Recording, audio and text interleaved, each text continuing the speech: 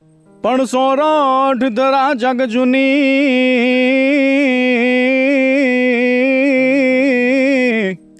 એજ સોરઠ ધરા જગ જૂની, અને વળી ગરવો ગઢ ગિરનાર, પણ જહાવજ હાવજડા હે જળ પીએ, આર રે જાના નામણાય નરયન નાર, પણ જહાવજડા હે જળ પીએ,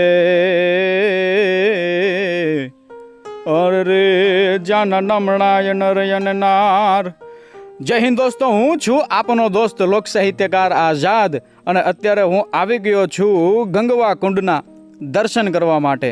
જી હા દોસ્તો, સુરેન્દ્રનગર જિલ્લો, વઢવાણ તાલુકો અને દેદાદરા નામનું પંખીના માળા જેવું ગામડું છે મારા વાલા. આમ તો એમ કહેવાય કે સુરેન્દ્રનગર જિલ્લામાં એમાંય વઢવાણ તાલુકાની માલિપા અનેકાનેક વાવ અને કુવાઓ આવેલા છે.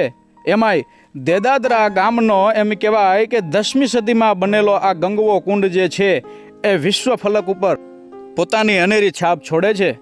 દોસ્તો, અત્યારે તમે આ સમગ્ર દર્શન કરી રહ્યા છો એ 10મી સદીમાં બનેલા ગંગવા કુંડના છે. તો હું એમ કહીશ કે દેદાદરા ગામની માલિપા આવા અનેકાનેક એમ કહેવાય કે સ્થળો આવેલા છે કે જેમાં મેં તમને અગાઉના ભાગમાં દેખાડ્યું હતું કે ભાઈ હનુમાનજીના સુપુત્રો એવા મકરધ્વજનું મંદિર અને અનેકાનેક પાળિયાઓ અને વિશાળ એક આંબલીનું વૃક્ષ. દોસ્તો, હવે હું તમને આ કુંડ વિશે વાત કરવા જાઉં તો 10મી સદીમાં બનેલો આ કુંડ છે, અને આ દેદાદરા ગામની જે અંદર આવેલો આ જે કુંડ જે છે એની વાત પણ કંઈક રોચક છે. તો જે પણ કંઈ મારી પાસે ઇતિહાસ જે છે અથવા હું જે પણ કંઈ જાણું છું એ હું તમને જણાવવાની કોશિશ કરીશ, અને તમે લોકો પણ જો વિશેષપણે કંઈક જાણતા હોય તો પ્રકાશ પાડજો અને કોમેન્ટ જરૂર કરજો. દોસ્તો, આ કુંડ સાથે જોડાયેલો ઇતિહાસ કંઈક એવો છે કે પ્રાચીન ગંગવો કુંડ અને 4 મંદિર એટલે કે આ જગ્યા જે 10મી સદીમાં બનેલા 2 નમૂન શિલ્પ સ્થાપત્યમાંના એક છે. દોસ્તો, આ સ્થાન વિશે લોકમાન્યતા એવી છે કે આ સ્થળની આજુબાજુમાં જ દધીચી ઋષિનો આશ્રમ આવેલો હતો, અને એક દંતકથા પણ જોવા અને જાણવા મળે છે કે જ્યારે વૃત્તાસુર નામનો રાક્ષસ હતો એ દેવો પર જ્યારે અત્યાચાર કરવાનું શરૂ કરે છે ત્યારે દેવોની પાસે સ્વર્ગ મૂકવા સિવાય બીજો કોઈ ઉપાય ન હતો. ત્યારે સર્વ દેવતાઓ બ્રહ્મા, વિષ્ણુ અને મહેશ પાસે જાય છે, પરંતુ વૃત્તાસુર પાસે એવું વરદાન હતું કે કોઈ અસ્ત્ર કે કોઈ શસ્ત્ર એને મારી ન શકે. ત્યારે આખરે બ્રહ્માએ કહ્યું કે તમે મહર્ષિ દધીચી પાસે જાઓ, અને જો તેમના હાડકામાંથી વજ્ર બનાવો તો એ વજ્ર જે છે એ વૃત્તાસુરનો વધ કરી શકશે. અને એમ કહેવાય કે દેવો અને ઇન્દ્રએ દધીચી પાસે જઈ અને વાત મૂકી. દધીચી ઋષિના સંસ્કાર ઊંચા હતા, તેમણે દેવતાઓનું હિત થતું હોય તો પોતાના અસ્થિ બીજાને મતલબ કે પોતાના જે અસ્થિ જે છે એ આપી દેવા માટે તરત જ હા પાડી અને પોતાના પ્રાણોનું બલિદાન આપવાની તૈયારી બતાવી. મહર્ષિ દધીચીએ તેમના આ મહાન બલિદાનને લીધે આજે પણ એક મહાન ઋષિ તરીકે વંદનીય છે, અને મહર્ષિ દધીચીએ તે જ ઘડીએ સમાધિ લગાવી અને પોતાના પ્રાણ જે છે એ બહાર કાઢી નાખ્યા. પર હવે તેમના શરીરમાંથી અસ્થિ બહાર કાઢવા માટે પહેલા માંસને અલગ કરવાનું હતું, પરંતુ પ્રશ્ન એ હતો કે આ કામ કરે કોણ?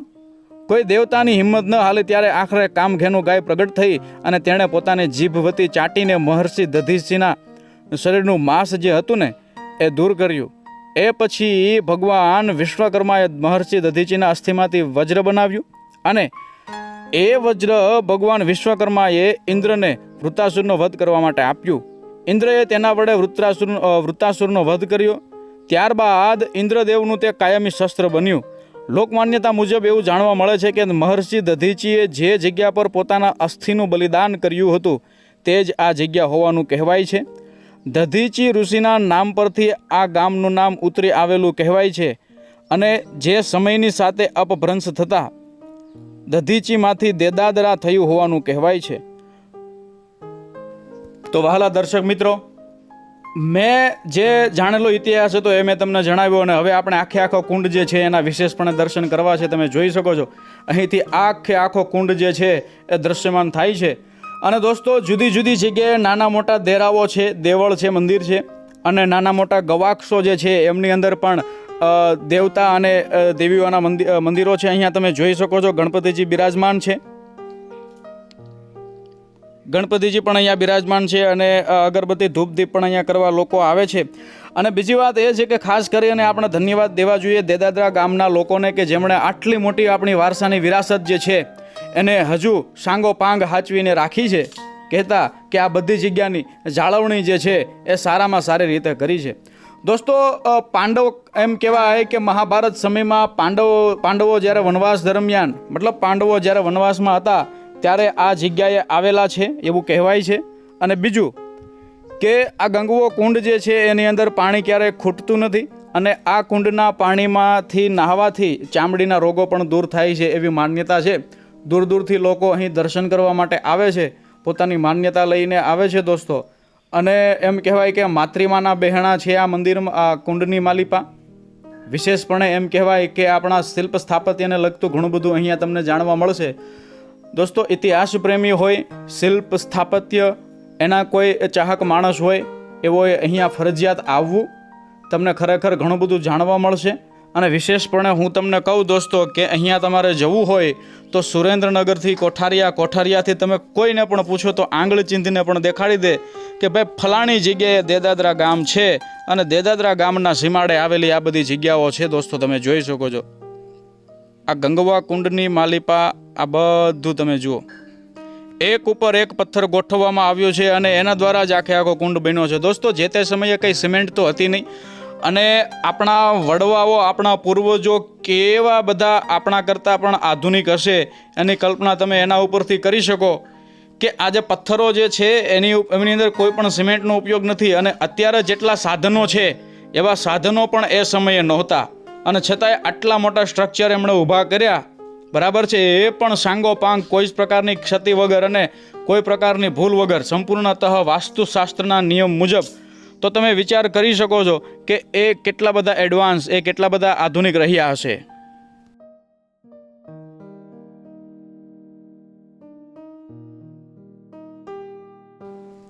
કાળી વાદળડી તુને વિનવે રે બે ઘડી નાચી લને રંગ મોરલા, એ જાય છે મારી સાહેલડીનો સંગ રે, આજ બે ઘડીક નાચી લેને રંગ મોરલા. દોસ્તો, એક વાત ધરબાઈને પડી છે, તમે જોઈ શકો છો. આ બધા પથ્થરો ઉપરની કોતરણી જ્યારે આ કુંડ બનતો હશે આજથી આ 10મી સદીમાં. દોસ્તો, વિચાર કરો 1000થી પણ વધારે વર્ષ પહેલાં આ જગ્યાએ જ્યારે શિલ્પ કલા કારીગરો સલાટો જ્યારે પથ્થર ઘડતા હશે, પોતાનો પરસેવો અને પોતાનું લોહી એક કરી અને દિવસ રાત જ્યારે અથાગ પ્રયત્ન થકી આ બધી કલા કારીગરી આ ધરતીની ઉપર ઉકેરતા હશે મારા વાલા, આ પથ્થરો ઉપર કંડારતા હશે, ત્યારે એમના મનની કલ્પના, એમના મનનો ભાવ કેવો રહ્યો હશે એ તો વિચાર કરો. અને માતૃમાનું બહેણું છે મારા વાલા. જે જગ્યાએ વાવ હોય કે વિશાળ કૂવાઓ હોય ત્યાં માતૃમા ન હોય એવું ન બને. અહીંયા માતૃમાના આપણે દર્શન કરી શકીએ છીએ. હે માતૃમા, વિડીયો જોનારના બધાય દુઃખ હરજો મારી માવડી. જય હો મા માતૃમા. દોસ્તો, આપણે માતૃમાના દર્શન કર્યા બાદ બહારની તરફ પણ દર્શન કરવા માટે જવું છે.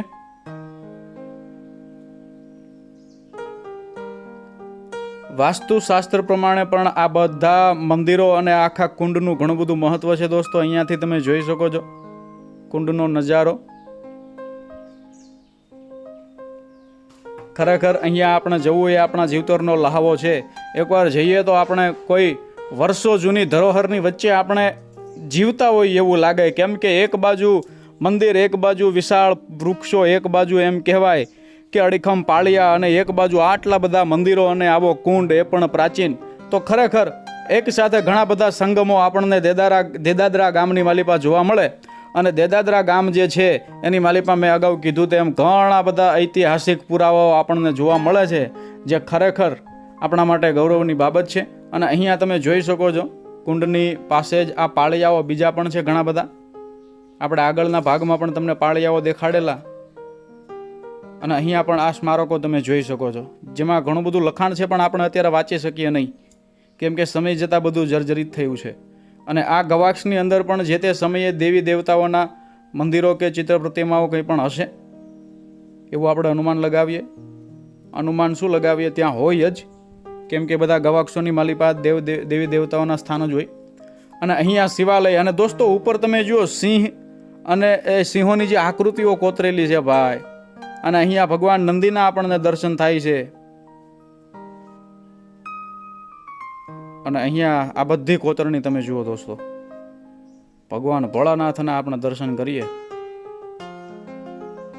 જડાઢવિંગલજ્જલમ પ્રવાહ પાવિતસ્થલય ગલ વિલંબે લંબિતમ ભુજંગ તુંડ માલિકમ ડમટ ડમટ ડમરવયમ ચકાર ચંડ તાંડવમ ધન ધના શિવક શિવમ જડા ઘટા હઝબ્રમમ ઢનન નીલ્પ નિર્જરી વિલોલ વિંચી વિલ્લરી વિરાજ માન મૂર્ધની ધગત ધગત ધગત જલમ લલાટ ભટ્ટ પાવક કિશોર ચંદ્રશેખર હૃદય પ્રદક્ષિણામ મમ ધરા ધીરેન્દ્ર. દોસ્તો આખા મંદિરના આપણે દર્શન કરવા છે, અને અહીંયાથી આખા કુંડના તમે દર્શન કરો. એકવાર આ દ્રશ્ય તમે જુઓ. અત્યારે આવો દેખાય છે, જ્યારે એ બહેનો હોય છે આજથી 1000 વર્ષ પૂર્વે, ત્યારે આની જાહો જલાલી કેવી હશે એ તો આપણે કલ્પના પણ ના કરી શકીએ દોસ્તો. એક ઉપર એક અહીંયા પથ્થર જાણે ગોઠવવામાં આવ્યો છે ભાઈ. આજુબાજુના આભને આંબતા વૃક્ષો જાણે આ કુંડને છાંયો આપવા માટે ઊભા હોય.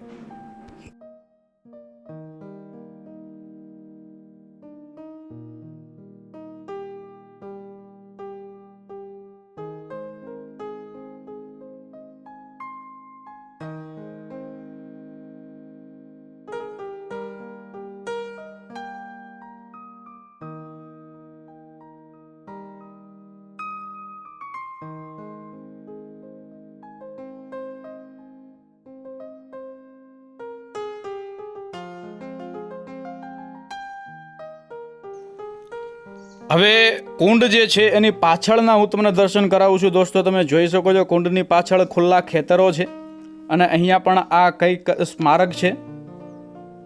આ પણ જૂનું હોય એવું આપણને લાગે છે. કદાચ આ કુંડ જે છે એની સાથે જોડાયેલું કંઈક હોય. જે તે સમયે આખો પટ્ટ જે છે એ આ ગંગવા કુંડને જ સમર્પિત રહ્યો હશે. આ આજુબાજુના પથ્થરો તમે જોઈ શકો છો દોસ્તો. પોલાણમાં પણ હવે ઘાસ ઉગી ગયું છે. કંઈક વર્ષો વીતી ગયા, પણ આજે આ ગંગવો કુંડ જે છે એ અડીખમ ઊભો છે મારા વાલા. અને અહીંયાથી ઉપરથી હું તમને આખું દ્રશ્ય દેખાડું. તમે જોઈ શકો છો દોસ્તો. હું અત્યારે પાછળની સાઈડ ઊભો છું.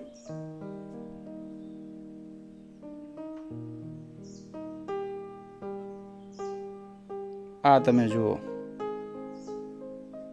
વાહ ભાઈ વાહ, જય હો જય હો, વાહ વાહ વાહ.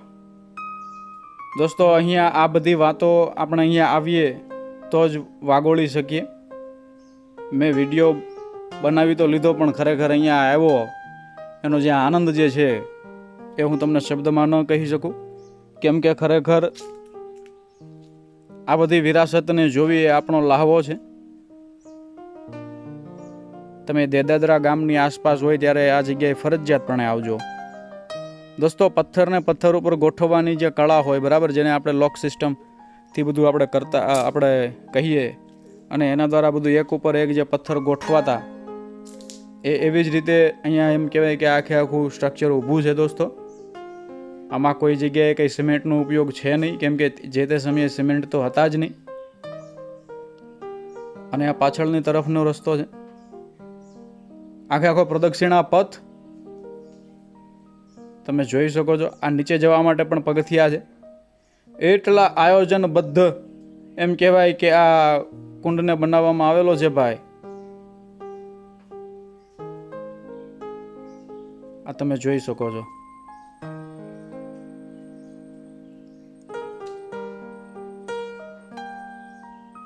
હવે હું આગળ જઈ રહ્યો છું દોસ્તો વિડીયોના અંતમાં.